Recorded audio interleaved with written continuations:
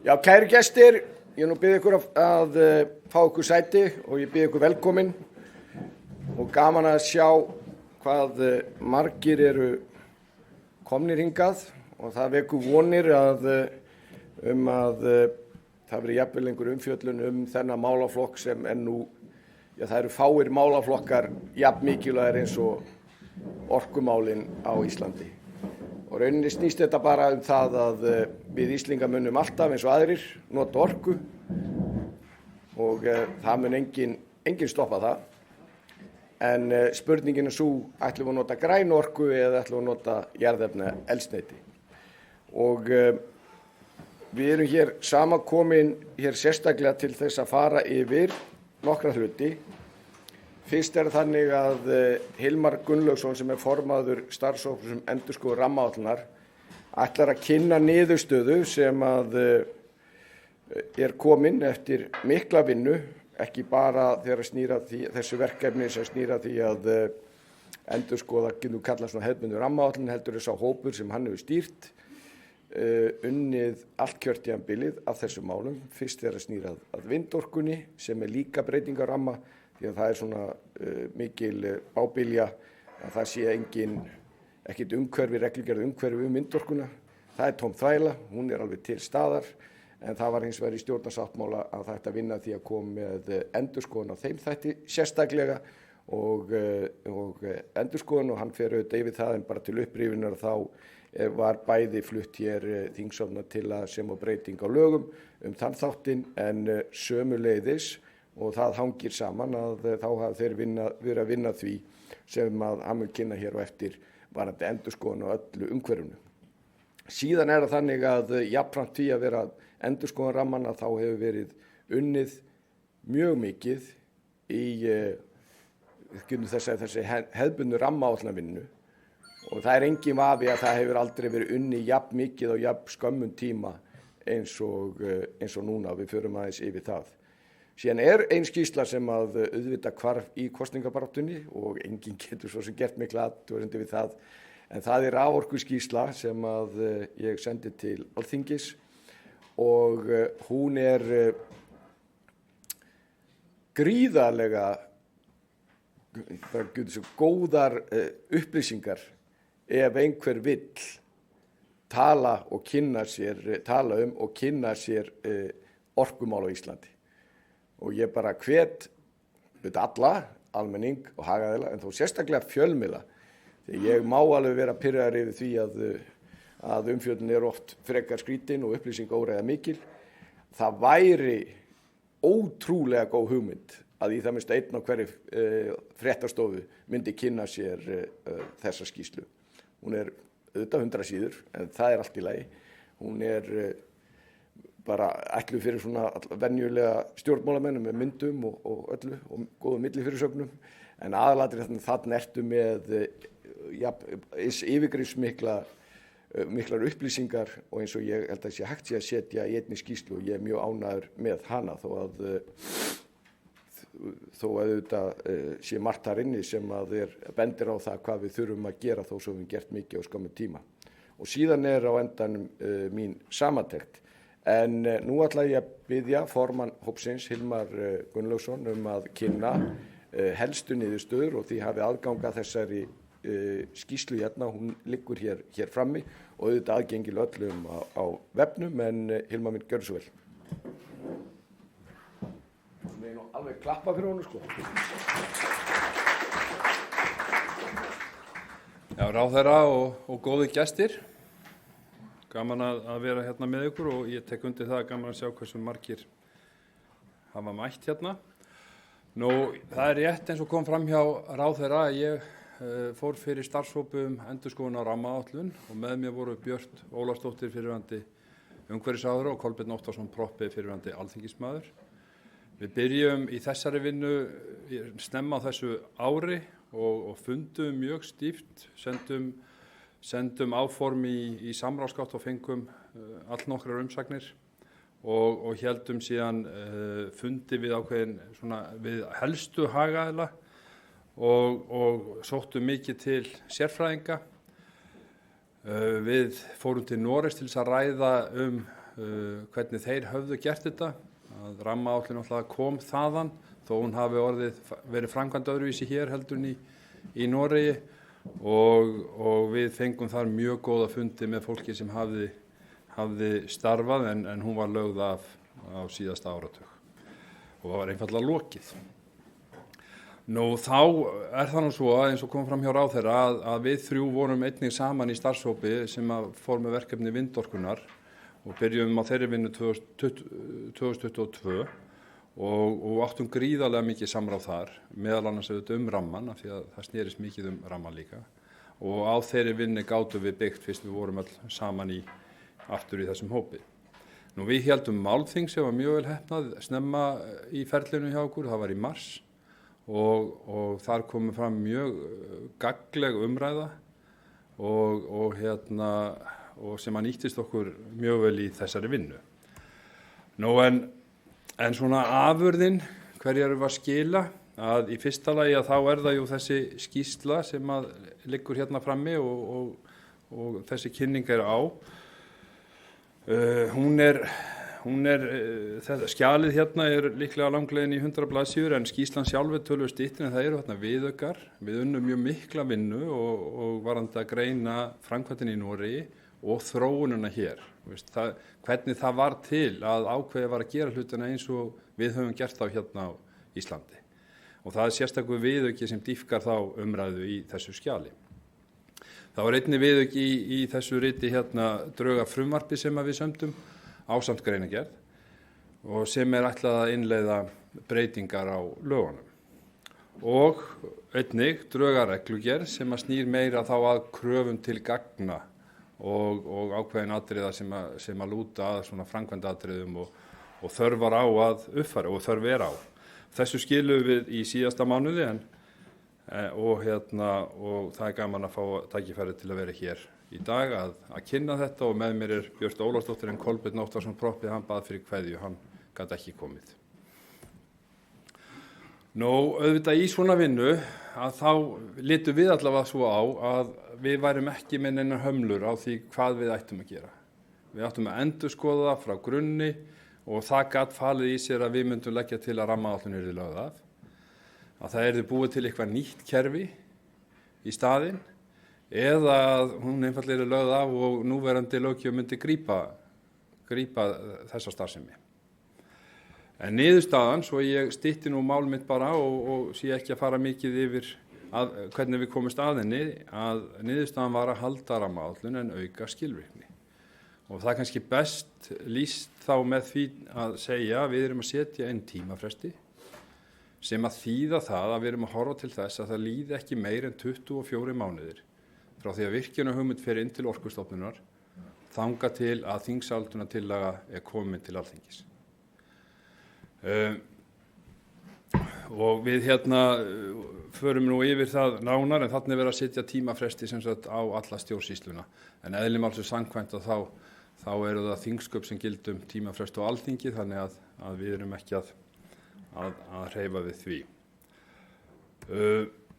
Aðeins svona nánar tillögurnar okkar, þær eru þetta fjölmargar og snerta á mörgum atriðum. Ég ætla svona hlaupa bara yfir þetta, það til dæmis að sé verið að setja inn skýrari skilgreiningar og markmið og hugtakanotkun sé aðeins lögu til, skýrari kröfu til gagna og þetta svolítið mikilvægt að okkar mati vegna þess að það hafa komið inn fjölmörg mál inn til rammaáætlunar sem að hafi raun ekki byggt á mikilli vinnu áður, heldur bara verið sendar inn án mikilla gagna. Nú síðan erum við að leggja til að í raun svolítið að festa í sessi það vinnulag sem hefur verið hjá núverandi verkefnisstjórn, sem svona að það sé meira samfelluverkefni heldur en að sé verið að horfa á að gera þetta bara einu sinni á 4 ára fresti. Og það gerum við með þessum tímaröfum. Og skilvirknin aukist þannig og við erum að leggja til að það verið fækkað samráðsferlum hjá verkefnisstjórn. Þau eru 2 í lögunum í dag. Það að okkar mati óþarfi vegna þess að það eru líka samráðsferli eftir að verkefnisstjórn er búin að skila af sér. Þannig að þetta orðið með til dæmis því kerfi sem við höfum núna samráðsferli almennt að þá þetta orðið mjög skilvirkt og okkar mati nægir eitt slíkt ferli áður en verkefnisstjórn skila af sér.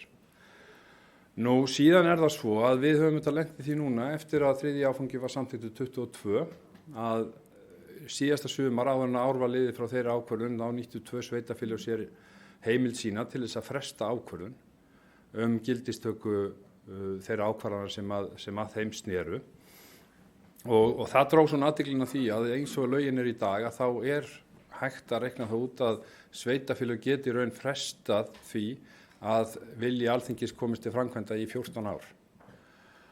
Og það auðvitað mjög langur tími og við töldum óhjákvæmilegt annað en að stytta hann og hann verður þá mestalagi 5 ár sem að tóna svolítið við að sveitarfélögin hafa 4 ár til þess að í raun innleiða þessa ákvörðun inn í sitt skipulag og svo 1 ár til viðbótar ef að sérstakar aðstæður eru.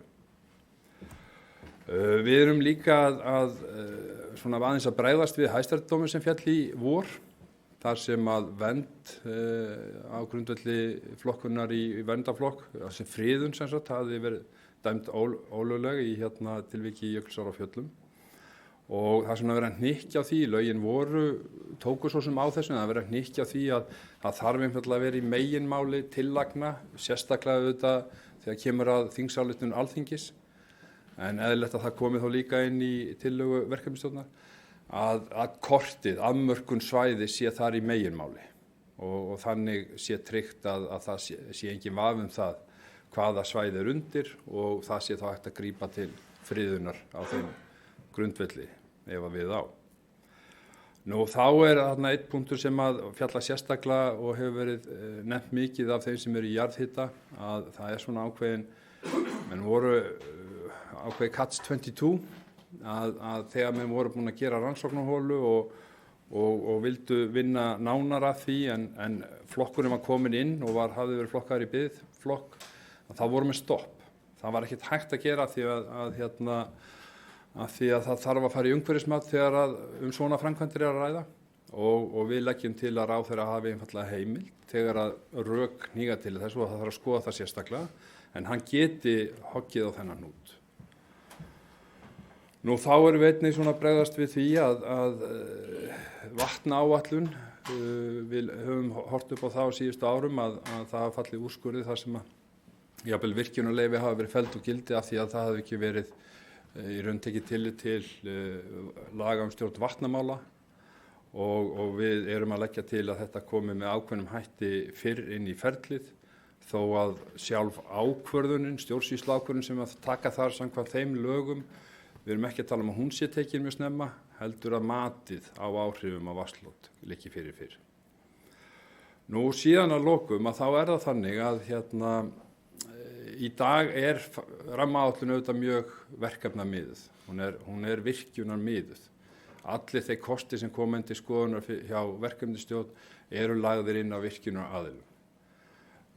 Það auðvitað tónar kannski ekki alveg við heitið sem verndar- og orkunýtingaráætlun og það tónar ekki alveg við hvernig Norðmenn unnu þetta. Þeir voru með 2 sikkvorar áætlanirnar.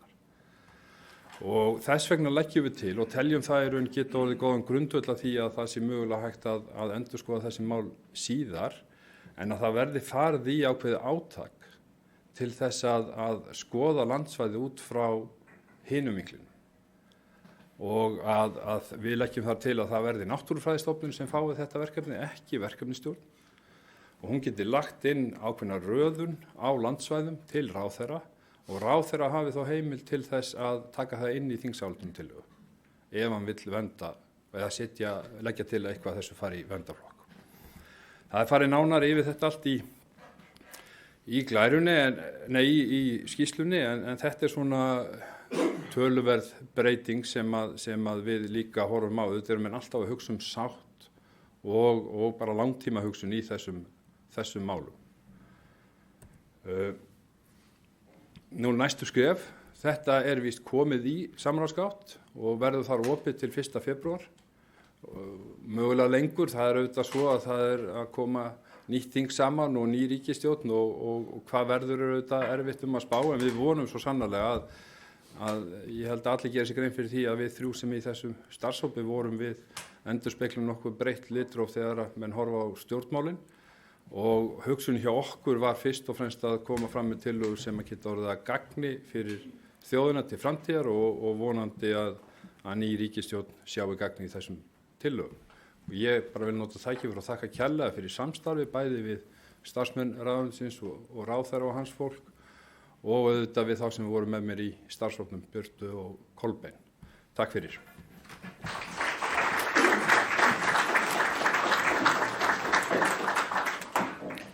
Já, ég þakka Hilmari og starfshópnum fyrir og talandi skýrslur. Þessi skýrsla ekkert sérstaklega löng þar sem meginmálið, en það eru hins vegar líka viðaukar sem eru mjög fróðlegir. Við erum ofta að vísa til Noregs út af allra handamálum og þarna ágætlega tilgreint svona samhengið þar og hvað skilur á milli vinnunar á Íslandi og í Noregi sem að ég held að væri mjög gott að fólk væri meðvitað þegar við værum að taka þessu umræðu. En ég mjög ánægður með þessa starfshóps.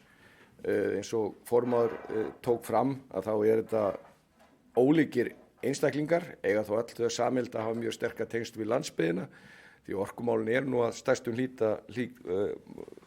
tengjast þeir svona að stærstum hluta þó svo að það tengist nú inn á öll svæði. En þetta fólk á það sameiginlegt og það sé ólíkt með ólíkar skoðanir að eiga auðvelt með að vinna saman og vinna með öðrum. Og það liggur alveg fyrir að þetta gott grundvallagagn til þess að vinna út frá og það mikill styrkur fyrir okkur að núna við séum komin á þennan stað að bæði komið skýrsluna og frumvarp þannig að maður geta tekið afstöðu til hugmynda, auðvitað hafa með mismunandi skoðanir en við erum allavega komin á þann stað að það hægt að taka afstöðu til einhvers sem að liggur á borðinu. Og aftur ég vísaði hér og ég ætla ekki að hafa fleiri orðum eða ekki mörg orð þessa skýrslu. Hún það á að ráðherra á að flytja þetta oftar en hefur verið gert og ég held að sé mjög mikilvægt að menn haldi því áfram því að við erum á þeim stað Íslendingar að ef við ætlum að fara yfir orkusögu okkar sem alveg stórmerkileg en þá nokkurn veginn þannig þegar enginn var að framleiða græna orku í heiminum þá vorum við að því og það dáðst á okkur fyrir það. Svo þegar allir fóru á stað þá hættu við svona stærstu hluta og núna auðvitað farið á stað við finnum það og það bara raunveruleikinn að við erum að bregðast við einhverju vegna að það var stöðnirinn í 15-20 ár en það tekur langan tíma að koma þessum hlutum áleiðis og það bara segir okkur að menn hafa ekki verið að hugsa til langs tíma og það einum það að kenna og það auðvitað áhugavert að í þessari kosningabaráttu líka umræðum ríkisstjórnarmyndun og annað slíkt að menn ekkert að ræða orkumálin. Og ég bara vara við því. Því að okkur liggur á og það er alveg nógu slæmt að vera í þeirri stöðu að hafa gert lítið í 15-20 ár. En síðan erum við hér með mikla náttúruvá, við erum með eldgos og Reykjanesi sem við þurftum ekkert á að halda og allt annað. Og ef allt fer á verstaveg þar sem engin veit að þá vandi okkar ennþá meiri heldur en við vitum núna. En þetta allt saman bara liggur fyrir, öllum opið, allir geta kynnt sér og ég hvet alla og þá sérstaklega hagaðila til þess að skoða þessi mál vel því að það mjög mikilvægt þó svo að, og það alltaf verkefni, það ekki vandamál, það auðvitað verkefni að geta til dæmis jafnvægis á milli náttúruverndar og grænnar orkuöflunar, það ekki vandamál, það verkefni. Og það engin vafi í mínum huga að ef fólk fer í þá vinnu þá geta menn komist að niðurstöðu þó að fólk sé ósámála ýmislegt. En það ekki hægt að ýta þessu undan sér. Síðan það þannig að, og það ein af tillögunum sem þarna að þetta verði, það að segja, verkefnisstjórnin vinni þannig að þetta sé samfella, ekki bara maður komi með þetta í einhverju stórum skömmtum á 4 ára fresti. Það ekki skýrt tekið fram í lögunum, það ekki lagaskylda með það en hins vegar lögin alls ekki þannig að þau banni það og við höfum unnið þetta með og þeim hætti núna á þessu kjörtímabili. Þannig að við erum núna komin á þann stað að við erum hér með áfanga sem hægt að taka afstöðu til, 2 áfanga getur tekið afstöðu til þingið bara leið og það kemur saman en síðan annað sem að fara í samráð núna á næstu dögum og það auðvitað gríðarlega gott fyrir okkur að vera komin á þann stað. En stjórnmálin Alþingi hefur mikið brugðist þegar að þessu málum kemur og það má ekki verða þannig áfram. Og það hefur verið kallað eftir því og ég sammála því að kalla eftir því að pakkarnir áfangarnir séu minni. Það auðvitað erfitt fyrir þing að taka afstöðu til mjög stóra pakka. Það miklu skynsamlegra að mínu áliti að þetta séu minni pakkar sem menn geta þá farið yfir og tekið og afgreitt og núna það bara tilbúið. Og bara svo til að setja það þetta í eitthvað samhengi að þá búið að meta 28 virkjanakosti í 4 vinnupökkum og bara til að ef það eitthvað gott dæmi það hvað einföldu regluverk skiptir miklu máli og ég vek athygli á því allavega fram til þess hafi ekki verið neina deilur það að stækkanir á virkjunum við tókum það út úr rammanum og það gerir það verkum að sá rammi sem átti að vera númer 4 held ég, hann bara féll út vegna það áttu bara að vera stækkanir og það bara í öðru ferli sem að mér vitanlega enginn hefur gert athugasemdir við en flýtir vinnunni alveg gríðarlega og þar ertu með nokkur 100 megavött sem bara í pípunum. En þarna sem sagt þessi 28 virkjunarkostir, þú ert með 5 virkjunarkostir sem voru felldir rammaáætlun með lagabreytingu, síðan 8 virkjunarkostir í 3. áfanga og svo í 5 virkjunarkostir í vatni og jarðvarma, þar málsmeðferð lokið og frágangur fyrir skyldir ráðherra og svo vindorkukostirnir, þær 10 og þar draugaflokkun tilbúin og samráð að hefjast. Og næstu verkefni hjá verkefnistjórn núna 2 vatnsaflskostir, 3 jarðvarmakostir og 27 vindorkuverkefni og þarna nákvæmlega tilgreindir þessi þættir sem settir hérna í glæru til þess að allir geti séð það. Það mjög mikilvægt að allir séu meðvitaðir hver staða verkefnin Ég sé enga ástæðu til að lesa það sérstaklega upp, það geta allir gert það. En ég sömulegis mjög ánægður með það hvernig að verkefnisstjórn hefur haldið á þessu, unnið fumlaust og ákveðið og síðan það þingsins að taka afstöðu til tillagnina og ég líka mjög ánægður með það hvernig það var gert að koma að 3. áfanganum að þá það náttúrulega þjóðkjörið þing. Það ekki þannig að menn hafi sett þetta vald eitthvað út í bæ. Þannig að menn tóku það ákvörðun eftir umræðu að færa milli flokka sem ekki markmið í sjálfum sér en sýnir hins vegar að það fyrirkomulag sem lagtur upp með að það að virka. Og og þannig að hérna svona staðan núna við lokin við skipunartími líkur núna í apríl í rétt. En bara til að setja þetta síðan í samhengi kjörtímabilsins vegna þess að ég segi það fyrir sjálfum mig að því að þetta nú snýr svolítið mér umræðinu breyst alveg gríðarlega á skömmum tíma og það ágætt, við erum ekki að tala um 30 ár, við erum að tala um 3 ár þar sem að staðan var þessi. Það var ekki búið að samþykkja rammaáætlun í 9 ár og reynda var þannig allir sögðu við mig, allir, það ekki hægt að koma rammaáætlun gegnum þingið. Það var enginn sem sagði við mig, heyrðu þetta, auðvitað mun þetta ganga. En þetta var fyrsta máli sem ég lagði fram og sé ekki eftir því og það var í loksins þá að gera þetta samkvæmt lögunum á 4 ára fresti og við varum betri stöðu það hefur verið gert en þetta var í fyrsta skipti í 9 ár. Nú orkumálin voru saman í umhverfisráðuneytið og það alveg óskiljanlegt að það ekki verið gert áður. Og það óskiljanlegt séríslenskt, hvergi til í heiminum að það til fólk sem ekki meðvitað það að loftslagsmálin gangi út á það að taka út jarðefnaeldsneyti og setja græn orku í staðinn. Það hvergi til. Ég var utanríkisráðherra í 5 ár, ég held að á hverjum einasta fundi hefur loftslagsmál komið upp. Og menn voru eðlilega bara að tala um græn orku. Eðlilega. Svo kom og tók að þessu embætti og þá var bara ég veit ekki hvernig menn ætla að fara að þessu en það var bara eins og þetta væri bara algjörlega aðskildir hlutir. Og nú geta menn það alla skoðan á því hversu langt skal ganga, hvort þú vilji hafa vindorku, hvort vatnsaflskort, jarðvarma, hvað það en að vera í græn orku afneitun engum hollt. Og það alveg 100%. ef að við verðum með græn orku afneitun á Íslandi, þá náum við hvorki árangri þegar kemur að því að viðhalda því sem hefur verið sérstæða Íslands í orkumálum og ég tala ekki það ná árangri í loftslagsmálum. Það er bara útilokað. Það er algjörlega það er bara ekki, gengur ekki upp. Og málaflokkurinn var mjög lítið áberandi sem sýnir okkur því þegar við saminum ráðandi að þá voru 2 starfsmenn sem komu inn í orkumálum. Umræðan var lítil sem engin og síðan frá skilaboðum frá næststærsta orkufyrirtæki landsins að það var ekki réttlætanlegt að virkja meira. Ekki réttlætanlegt að virkja meira. Nú held ég að sé ekki til neitt listi yfir vitlausustu ummæli Íslandssögunnar, en ef svo er að þá er þetta einhvers staðar í toppnum.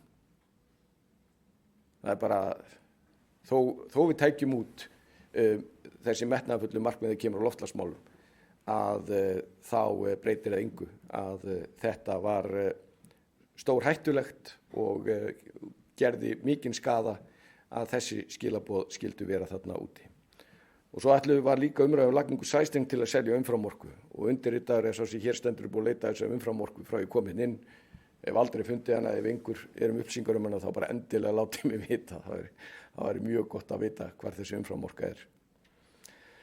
En það er gríðarlega mikið af verkefnum sem ég ætla nú ekki að fara yfir. Þetta er samt ágætt að hafa þennan skema sem að við höfum verið að vinna að og enda er þetta mikið verkefni sem snýra miklu fleiri heldur en bara þessu ráðuneyti og þessna höfum við líka kallað mjög marga aðra til verka því að það er mjög mikilvægt að sem allra flesti séu inn í þessum málum.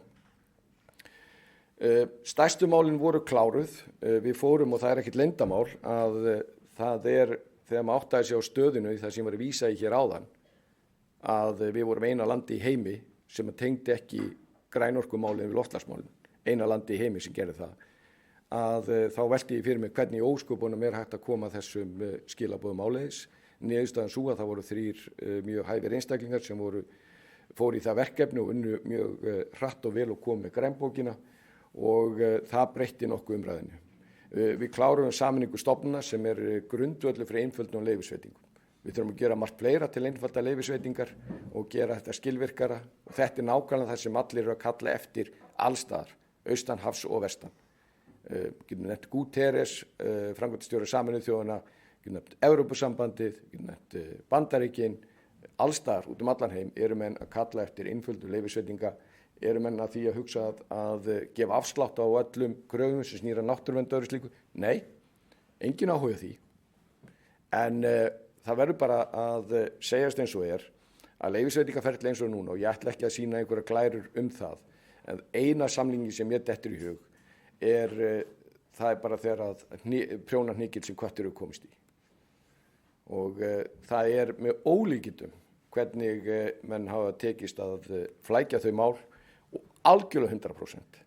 Að ef við varum að byrja á núlli núna þá myndi ég ekki hvarfla neinum, engum að segja að við skulum hafa fyrirkomulag eins og núna. Og, en það er hins vegar einfalt að flækja en það er flókið að einfalda. Þannig að þegar ég stóð hér með fólkin í ráðundur og sagði við verðum einfalda þetta þá bentu menn eðlilega á það að það þyrfti að fara mjög djúpa vinnu til þess að svo verið gert og ein niðurstaðan liggur náttúrulega hér fyrir í þessari skýrslu sem er nú að tilbúin, öllum aðgengileg, komin í samráðsgátt að þá en fleira má fá nefna. Nú aflaukningarfrumvarpið, ég búin að fara yfir það. Við þurfum auðvitað líka að fara eins vel með orkun okkar eins og mögulegt er. Það er alveg lykilatriði. Og það varmadælu frumvarpi svokallaða sem hafa ekki bara varmadælur einfaldar fólki að spara orku. Og það er hægt að spara orku og fara betur með hana og við höfum alltaf að vera með það með augun á því. Og síðan græjum við eða kláruðum 3. áfanga rammaáætlunar á fyrstu mánuði kjörtímabilsins. Nú bak við vindorkunum var gríðarlega mikil vinna. Við erum 30 árum og eftir öðrum þar og það er svo umræða bara eitthvað sem er nauðsynlegt að taka og það er búið að halda opna fundi að tillögu hópsins að þá var ekki strax komið með tillögur, heldur var skýrsla sem er auðvitað öllum aðgengileg og við heldum opna fundi víðsvegar um landið og ágætis umræður En þetta bara eins og öll grænorkumál, það verður að taka umræðina og og það bara fullkomlega eðlilegt að fólk þurfi að meta þetta og setja sig inn í þetta og það ekkert yfir neina kvarta í því, það bara að gera það.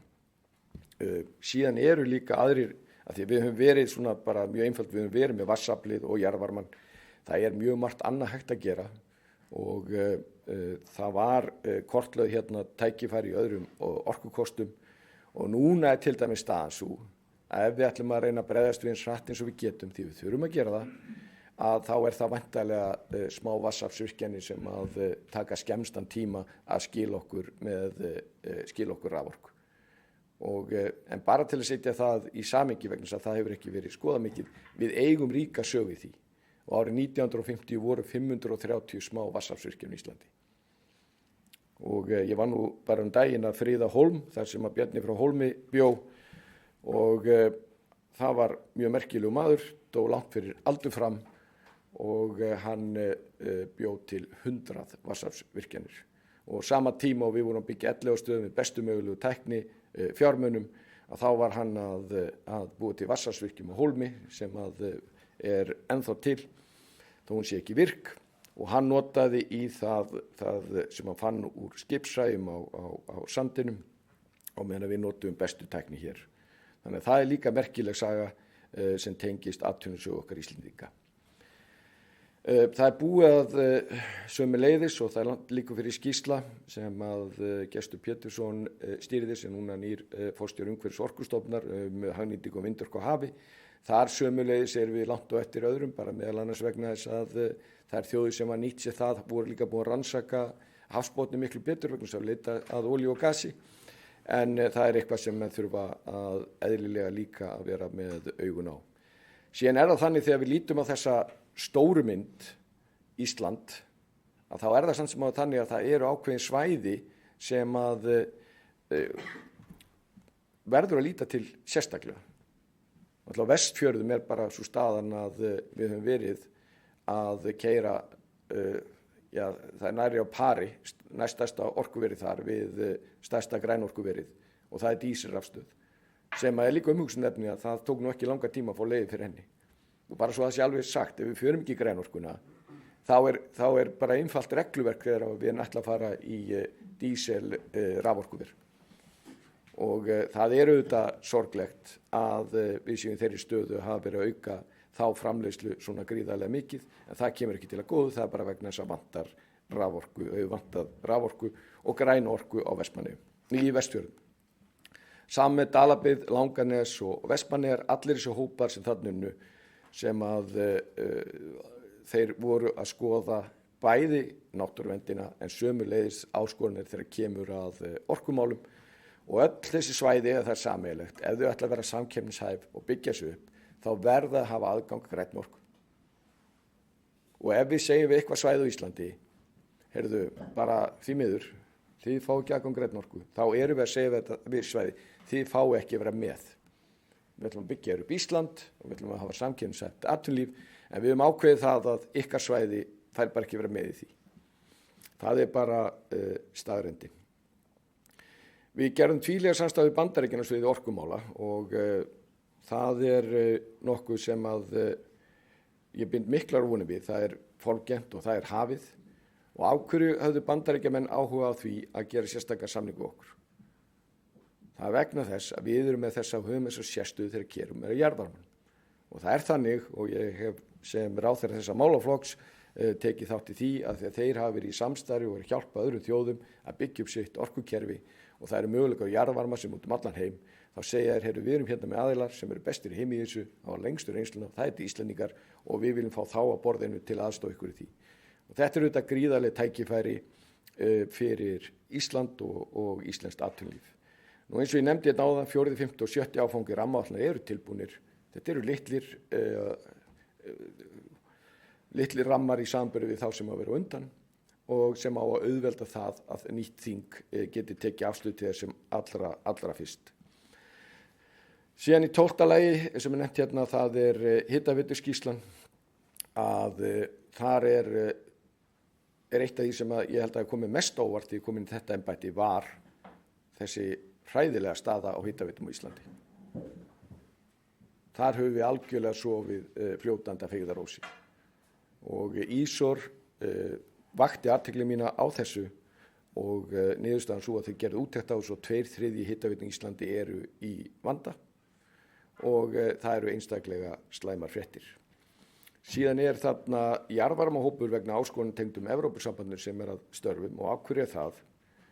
Það ekki bara mikilvægt fyrir Ísland, heldur líka ef að menn ætla að ná einhverjum árangum í grænorkunni og loftslagsmálunum, þá skiptir máli að reglugerð umhverfi sem við vinnum að í Evrópu sé þannig að það refs ekki fólki fyrir að nýta jarðvarma. Og það margt sem bendir til þess að okkur hafi verið refsað fyrir það þegar kemur að loftslagsskuldbindingum og öðru slíku og ég ætla ekki að fara nánar í það núna, en þetta ekkert flókið að auðvitað kostar það peninga bæði að leita heitu vatni og nýta það og hvort sem að það til húshitunar og vísu líka að nýta heitt vatn til að kæla hús og ekki spyrja mig út í það. En mér finnst það bara mjög áhugavert en bara ef að allir myndi nýta sér jarðvarma eins og við gerum Íslendingar þá var engin loftslagsvandi í heiminum. En þá þarf þessi kostur sem að fæstir þekkja en þó erum við að vinna ýmsum verkefnum í Evrópu og annar staðar og að það mjög mikilvægt að það sé umhverfislega þannig að það sé hagstætt að fara í þetta, það munu allir hagnast á því.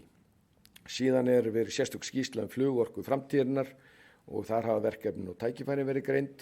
Við erum auðvitað mjög stór þegar kemur á fluginu, við erum með 8 milljónir farþegar sem fara í gegnum Keflavík.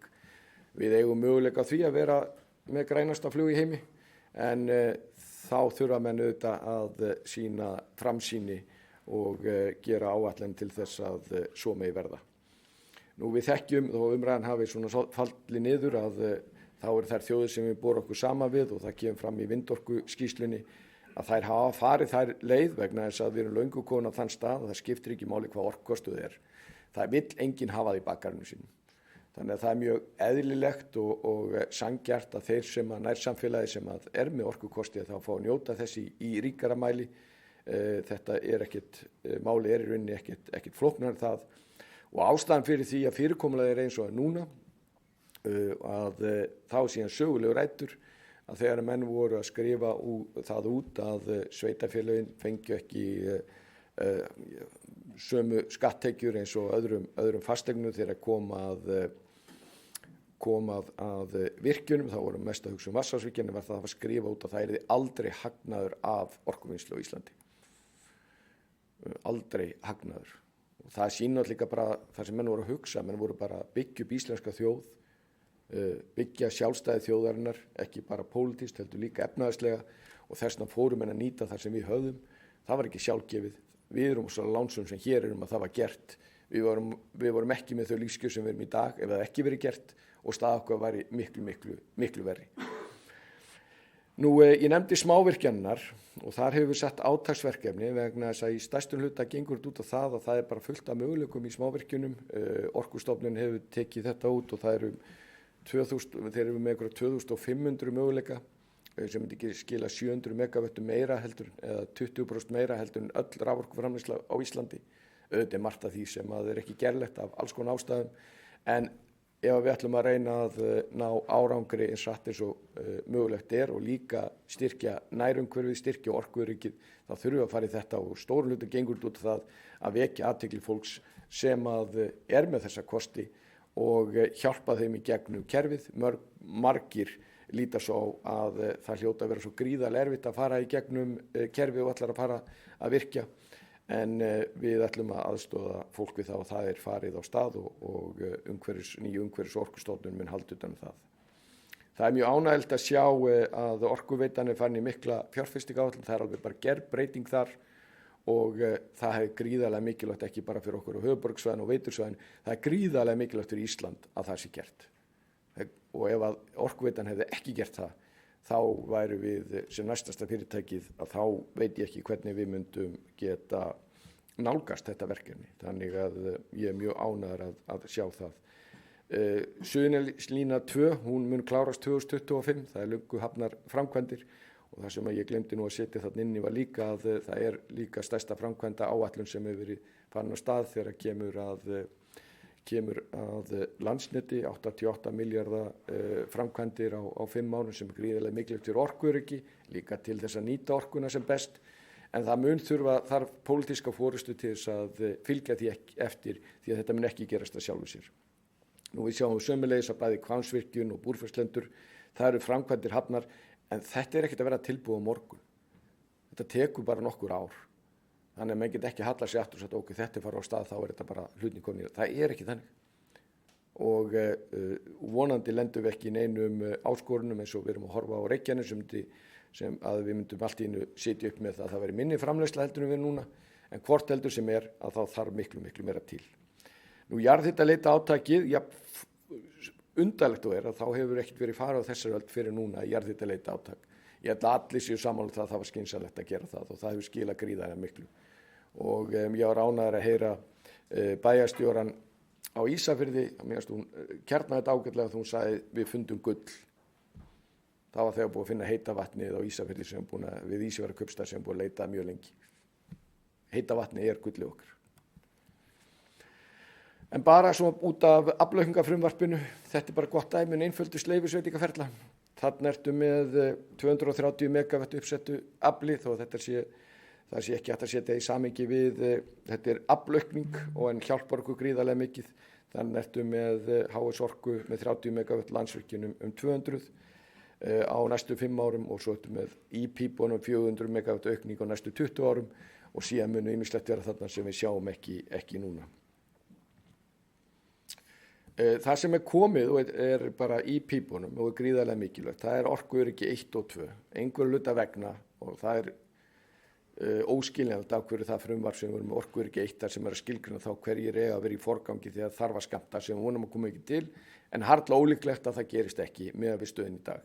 En það frumvarp hefur bara ekki komist í gegnum þingið, einhverju hluta vegna, ekki út af umræðu, heldur það hefur verið nefndar aðra ástæður.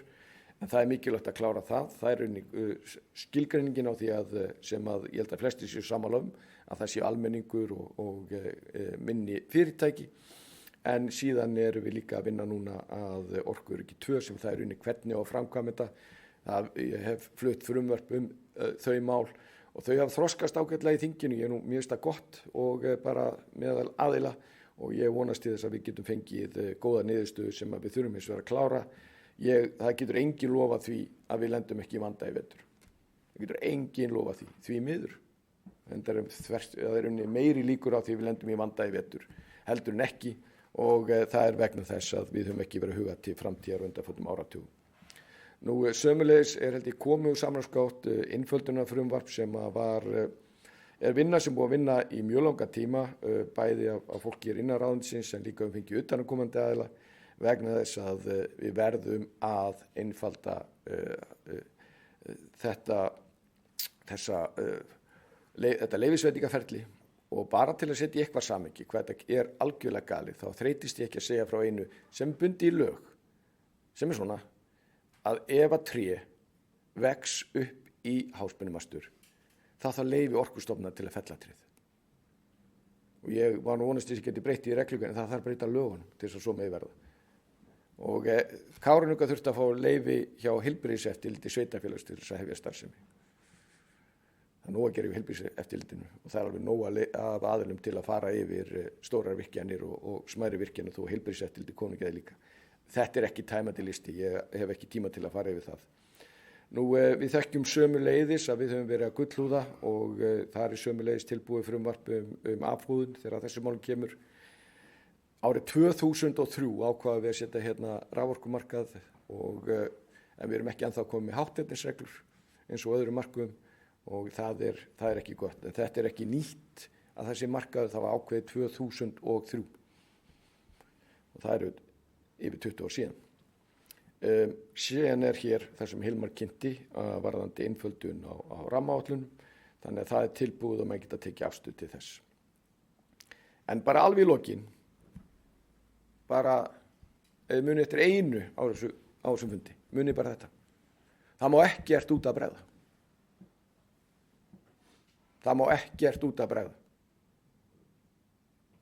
og við verðum að halda áfram á sömu braut og það núna tækifæri til þess vegna þess að nýtt þing, ný ríkisstjórn með frumvörp, með vinnu sem ekki bara eins og almenn reglan þessi, það verið 3 manna hópar, bara hópurinn sem að Björt og Hilmar og Kolbeinn eru með, þeir hafa hitt allir ekki yfir 100 manns í persónu, en það sama með alla hina hópana. Þannig að þetta ekki unnið bak við skrifboð inn í ráðuneyti eða stofnunum, þetta hefur verið unnið með öllum þeim sem að vilja að málum koma, þetta búið að fara í samráð og þetta eins vel undirbyggt eins og getur orðið. En ef að menn ger ekki neitt, þá lendum við vandræðum. Það 100%. Og ég þarf ekki að vera neitt Nostradamus til að segja það. En það vekur hins vegar mjög ánægjulegt að sjá hvað þeir eru mörg saman komið hér í dag og ég hveti ykkur til að kynna ykkur þessa skýrslu sem að Hilmar kynnti hér og sömuleiðis raforkuskýrsluna og annað það sem var tilgreint þarna. Þetta allt algengilt almenningi og umræða verður aldrei verri ef fólk setur sinni í málum. Ég alveg lofa því. En með þeim orðum segi ég bara þakka fyrir að sjá ykkur hér í dag og hveti ykkur til þess að nýta ykkar lóð, setja ykkar lóð á vogarskálarnar til þess að við höldum áfram á sömu braut. Þá mun okkur vegna vel. Takk.